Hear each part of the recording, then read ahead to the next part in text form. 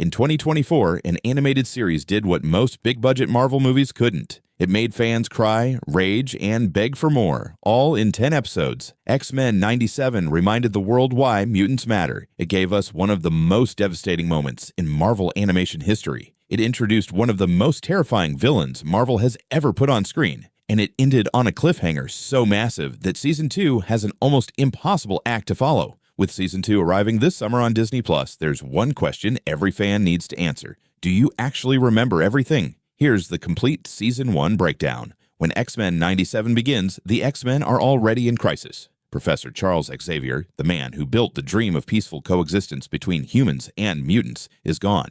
Shot by an anti-mutant assassin at the end of the original animated series, Xavier was taken by the alien Shi'ar Empire to be healed. And in his absence, he left behind a will that shocked everyone. His school, his X-Men, his dream, all left to Magneto. That single decision sets the entire season in motion, because Magneto isn't just a controversial choice.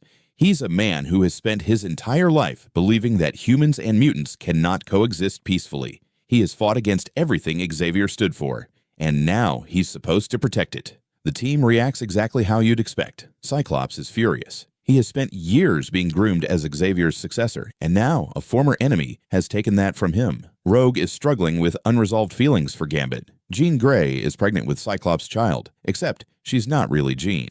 A clone of the real Jean, Madeline Pryor is the actual mother of his child, Nathan, who comes back as Cable. Madeline was created by Mr. Sinister, who is obsessed with genetic perfection. The real Jean gets back, and the team's personal lives are more chaotic than ever before. This is the foundation the season builds on. A team without its anchor, led by its greatest former enemy, trying to hold together a dream that feels more fragile than ever. The season builds steadily through its first 4 episodes, political tension, personal drama, the team slowly adjusting to Magneto's leadership. And then Episode 5 arrives, and everything changes. Genosha. For context, Genosha is a mutant sanctuary, an island nation where mutants could live freely, without fear, without persecution. In the show, it becomes the setting of the most devastating attack in X-Men history. During what should have been a joyful celebration on the island, a massive advanced sentinel, called a Wild Sentinel, descends from the sky. What follows is relentless. Countless mutants killed. The sanctuary they believed was safe torn apart in minutes. And in the middle of it all, Gambit, Remy LeBeau, the charming Cajun who had spent the entire season trying to be worthy of Rogue's love, makes a choice. He charges his kinetic energy into the Sentinel itself and triggers an explosion powerful enough to destroy it. He doesn't survive. That moment broke the internet because of how the show handled it. There was no dramatic last-second save, no ambiguity. Gambit died protecting the people he loved, and the show made you feel every second of it. It's the turning point that transforms X-Men 97 from a nostalgic revival into something much darker, much more urgent, and much more emotionally serious.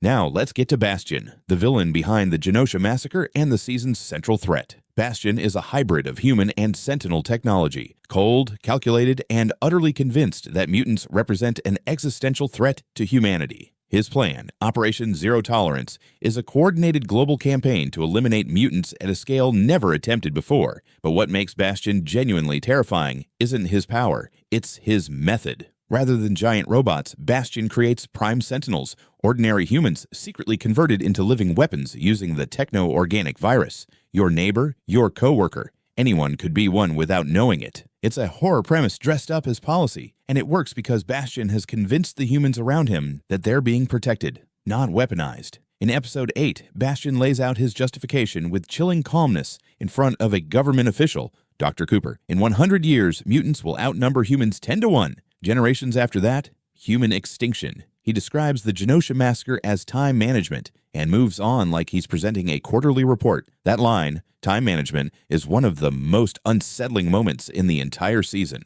because Bastion isn't ranting. He isn't driven by hatred the way most Marvel villains are. He's driven by a number, a projection, a future he believes is already written, and that makes him far more dangerous than any villain who simply wants power. Professor X eventually returns from the Shi'ar Empire to help the team fight back, but stopping Bastion comes at an enormous cost. The season's final 2 episodes are relentless. Magneto, pushed beyond his limits by the violence done to mutant kind, makes a catastrophic decision. He unleashes an electromagnetic pulse that cripples global technology, threatening millions of human lives. Xavier confronts him directly, and in the struggle, Magneto does something unforgivable. He uses his power to rip the adamantium, the indestructible metal bonded to Wolverine's entire skeleton, clean out of his body. It nearly kills Logan, and it strips away the version of Wolverine the world knows, pushing him back toward the feral, pre-Weapon X state that existed before the metal ever bonded to him. It's visceral, brutal, and one of the most shocking moments of the season. The X-Men fight Bastion, but he's finally taken down after Jean Grey unleashes the Phoenix Force, and he gets buried under the debris of an asteroid. Then comes the cliffhanger. In the chaos that follows, the X-Men are scattered across time itself. Cyclops and Jean Grey are flung all the way to the year 3960 AD, a future so distant it barely resembles Earth. Rogue, Beast, Nightcrawler, Professor X, and Magneto land in ancient Egypt around 3000 BC, where they come face to face with a young man who will one day become the most powerful and terrifying mutant who ever lived. Apocalypse. And Gambit gets one final shot that leaves his fate deliberately unclear. A hint, not a confirmation, but enough to make fans wonder. Every single character ends the season in a worse position than where they started, and Season 2 has to resolve all of it.